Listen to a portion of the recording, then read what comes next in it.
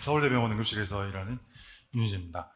네, 제가 마지막인데요. 마지막까지 자리를 지켜주셔서 감사하고, 네, 마지막 순서를 이미진 위원장님께서 저한테 주시고 제목에다 프레임워크라고 써놓으셔가지고, 네, 저보고 이 모든 걸 총괄해서 네가 프레임워크를 짜봐라 라는 듯 같아서 굉장히 부담스럽습니다만, 네, 제가 할 얘기는 뭐 사실 앞에서 중요한 얘기들은 다 들으셨고 저 자세하게 다 얘기를 해주셔가지고 저는 뭐 세세한 얘기보다도 우리가 병원 내 CPR 환경이 어떤지, 그리고 우리가 지금 하고 있는 선생님들 뭐 이미 다 하고 있겠지만 그 환경과 비교해서 가이드라인하고 이런 것들을 앞으로 어떻게 나아가야 되는지 좀 방향성에 대한 고민을 던져보고자 하는 내용들이라고 생각을 해주시면 되겠습니다. 그 교육에 있어서도 마찬가지고요.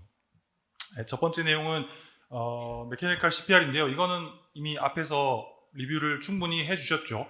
그래서 저는 이 내용에 대해서는 굉장히 제가 뭐 리뷰를 할 건 아니고, 제가 지금 기억이 잘 가물가물한데 쿠퍼 연구원인지 이 연구였는지 모르겠는데 어쨌든 보면은 이미 들으셨지만은 별 차이가 없어요. 뭐 어떤 연구에서는 뭐 루카스가 더 좋았다, 어떤 연구에서는 손으로 하는 게 더 좋았다 등등 있는데, 그래서 그런 별 차이가 없는 이유가, 또는 뭐 어떻게 더 이렇게 연구 결과들이 혼재되어 있는 이유가, 아까 앞에서 들으셨다시피 이 메케니컬 디바이스를 설치하는 과정에서 압박이 지연되고 뭐 이런 것들이 결국에는 생존율의 별 차이가, 아웃컴의 별 차이가 없게 나온 게 아닌가 하는 이야기들을 아까 앞에서 했었고, 말씀드렸다시피 이 둘 중에 뭐 어떤 연구인지 제가 지금 잘 기억이 안 나는데, 참여했던 병원들의 중에 한 반 정도는 리얼타임 피드백 디바이스를 매뉴얼로 할 때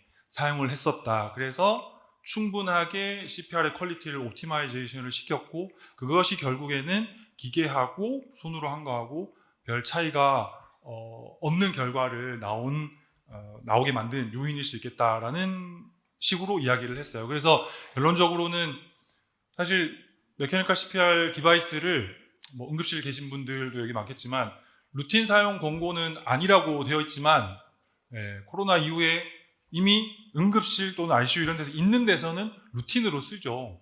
한 번 맛본 이상 끊을 수는 없을 것 같아요. 저도. 왜냐면 너무 편하거든요. 사람 한 명 없어도 되고, 한 명뿐이 아니죠. 인턴생들 다 없어도 되니까. 그래서 쓰는데, 아직까지 뭐 병동이나 뭐 ICU에 기계가 없다면은 여전히 매뉴얼로 하고 있는 걸로 알고 있습니다. 그래서 중요한 거는 저는 그렇게 생각해요. 리얼타임 피드백 디바이스를 사용을 해서 실시간으로 압박의 수준을, CPR의 퀄리티를 옵티마이제이션 시키는 것이 가장 중요하다. 기계야 뭐 정해진 대로 계속 똑같이 할 테니까. 그런 의미로 이거를 이해를 하는 것이 가장 중요하다고 생각이 들었습니다.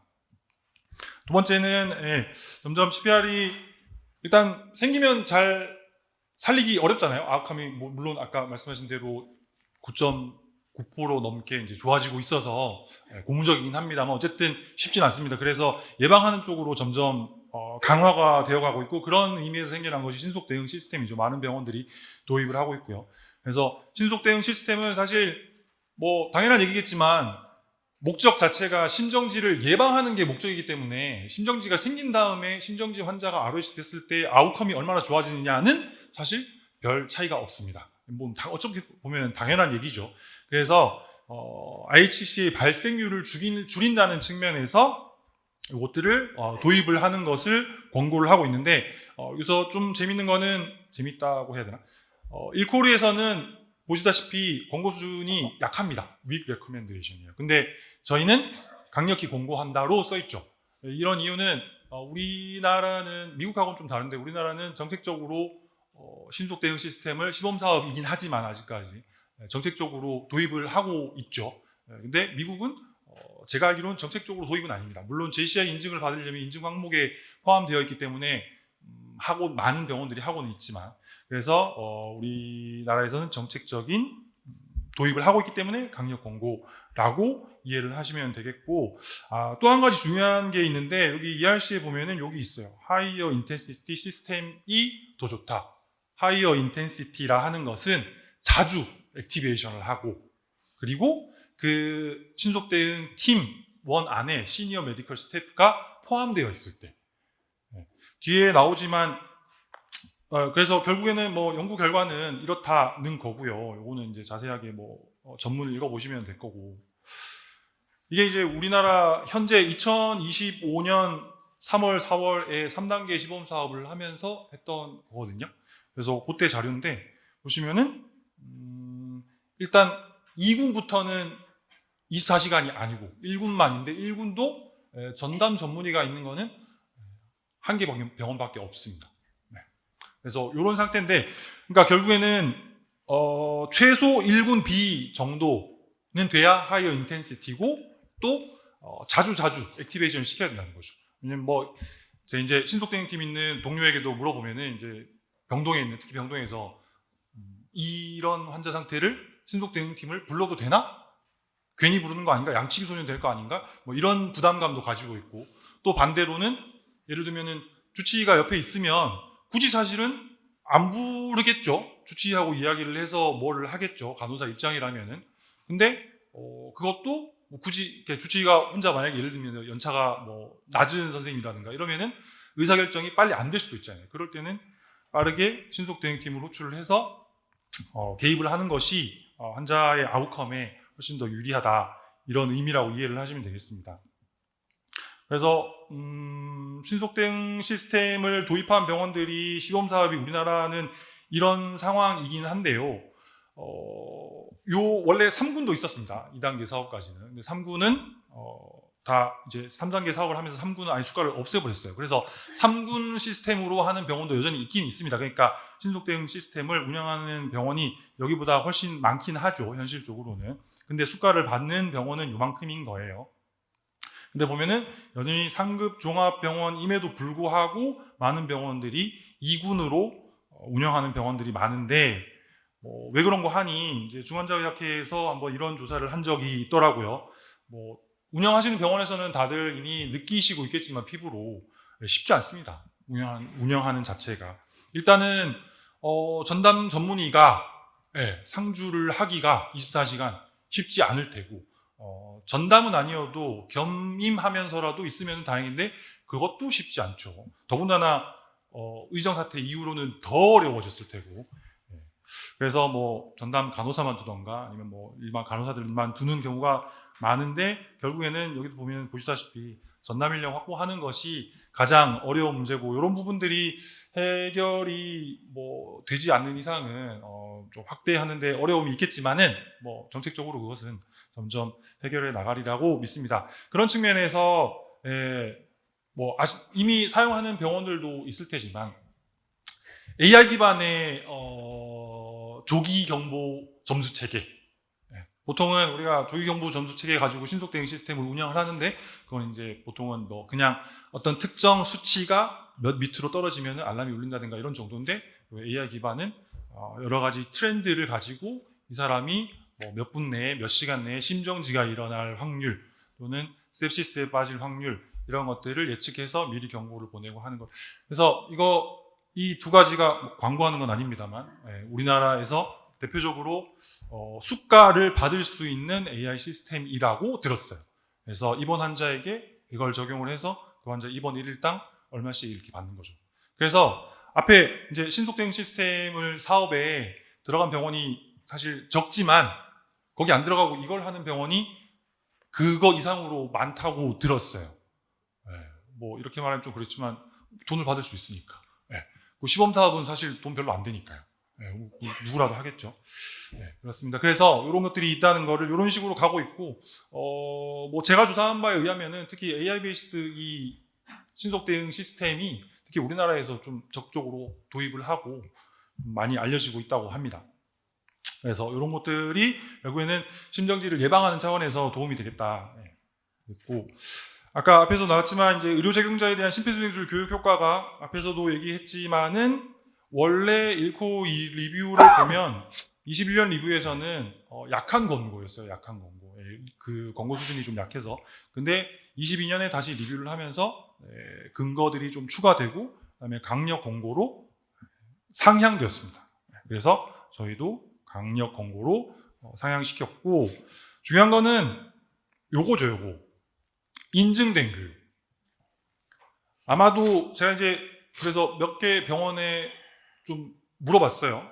요거는 이제 그 효과인데 1년 생존율은 뭐 아무 효과가 없다가 되어 있지만 ROSC하고 일단 생존 퇴원하고 30일 생존율까지는 그래도 심폐소생술 팀에 전문소생술을 교육을 받은 사람이 1명 이상이라도 포함되면은 도움이 되는 것으로 이렇게 나와 있어서 이제 강력한 권고가 됐는데, 그럼 우리나라 요거는 이제 소아에 대한 거고요. 여기 보면은 28일 모탈리티 외에는 다 유의한 효과를 보고 있는 것으로 보고가 되어 있습니다.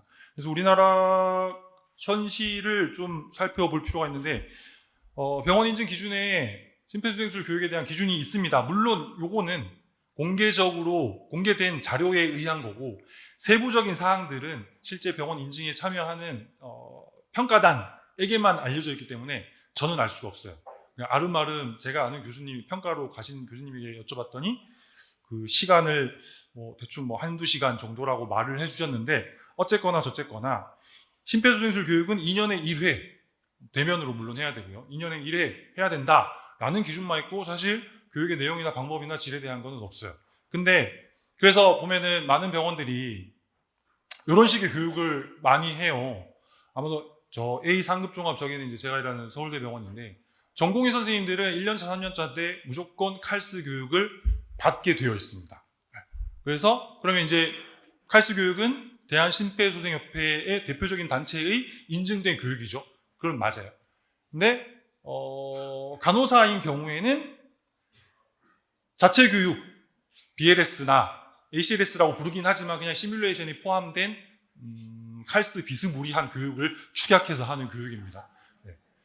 그걸 받거나 아니면은 각 간호과에서 이제 교육 간호사들이 자체적으로 칼스 강사가 돼서 칼스 교육을 운영을 하고 있는데, 그거를 이제 원하는 사람만 듣는 거죠. 이런 식으로 운영을 하고 있고, 그래서 좀 대형 병원들에서는 그래도 의사인 경우에는 저런 인증된 교육을 많이 의무적으로 시키는 경우가 많고, 간호사들도 의무는 아니지만은 그래도 많이 제공을 하려고 노력을 하고 있고, 근데 여전히 그냥 인증 교육이 아니라 자체 교육으로만 해결하는 병원들이 아직은 많이 있습니다. 왜냐하면 역시나 비용과 시간에 관련된 문제겠지만, 이런 부분들을 결국에는 단순히 그냥 교육을 제공했다, 그러니까 됐다, 인증 통과 이런 수준이 아니라, 이거를 인증만이 아니라 안전한 병원을 만든다, 환자에게 안전한 병원단을 만든다는 측면에서 인증된 교육을 계속 제공을 어떻게든 하기 위한 노력이 필요하겠고, 이게 꼭 병원만의 노력이 아니라 좀 정책적으로도 지원이 되어야 되지 않나, 이런 생각입니다.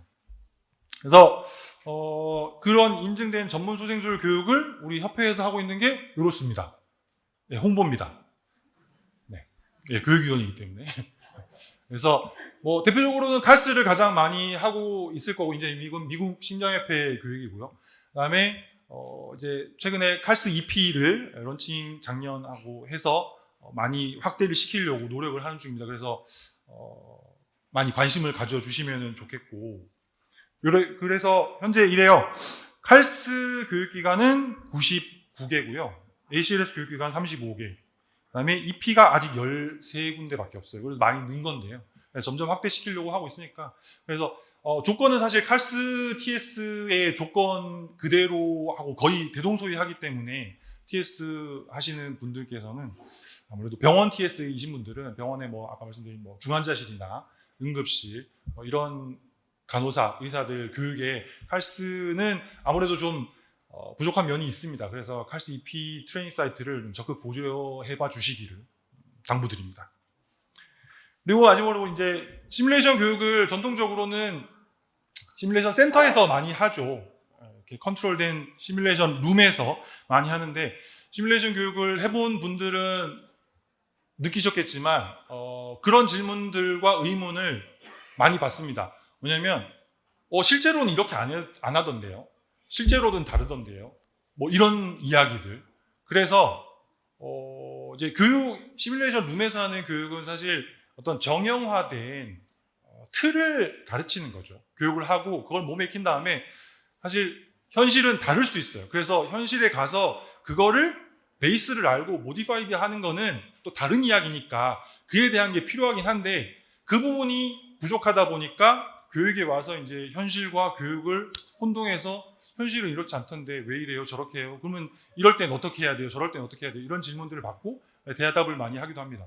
한 예로, 그래서 반대로 이제 저희 칼스 트레이닝 사이트에는 가끔 이제 간호과 교육 간호사들이 칼스 교육을 할 때 이제 현실감을 주기 위한 어떤 방책 중에 하나로 뭐 인퓨전 펌프, 병동에 쓰는 인퓨전 펌프를 갖다 놓고 그거를 칼스 할 때 같이 조작을 해본다든가, 뭐 이렇게 병동에 있는 마약장을 가져다 놓고 그거를 열어봐서 거기서 뭔가를 꺼내는 걸 같이 섞어본다든가, 이런 걸 같이 하고 있는데, 사실 그러면은 이거는 아까 문준동 교수님 얘기하신 것처럼 인지부활을 높이는 거라서 사실 칼스 교육의 효과를 떨어뜨릴 가능성이 좀 있습니다. 그래서 사실 바람직한 방법은 아닌데, 그래서 현장 시뮬레이션은 시뮬레이션 룸에서 하는 거는 이제 기본을 몸에 익히고 뭐 술기라든가 이런 것들을, 그런데 현실에서는 이게 그대로 적용되지 않을 수도 있잖아요. 그죠? 어쨌든 CPR 현장에까지의 동선도 있고, CPR 룸에서야 이 카트가 바로 옆에 있지만은 이 카트를 저 스테이션까지 가서 끌고 와야 되고, 끌고 오다 자빠질 수도 있고, 그죠? 그리고 뭐 제세동을 했어요.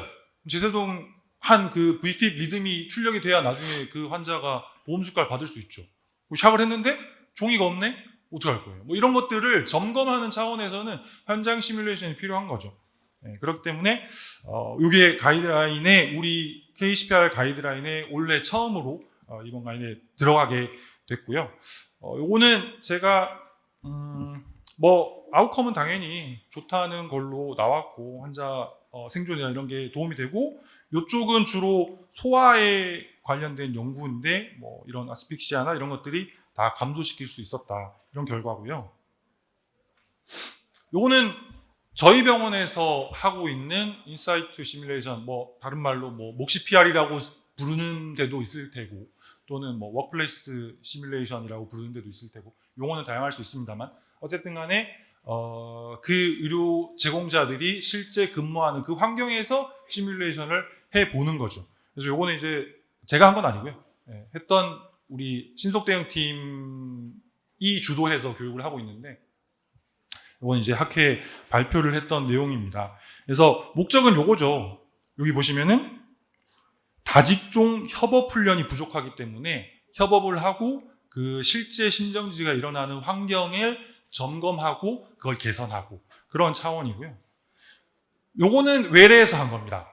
외래에서. 네, 다양해요. 외래에서도 하고 병동 상대로도 하고 ICU 상대로도 하고 해요. 그래서 요거는 그냥 일부 사진을 제가 가져온 건데, 보시면 이제 훈련을 하기 위해서 해놓고 합니다. 그러면은 어떻게 하냐면 응급실까지 옮겨요, 실제로.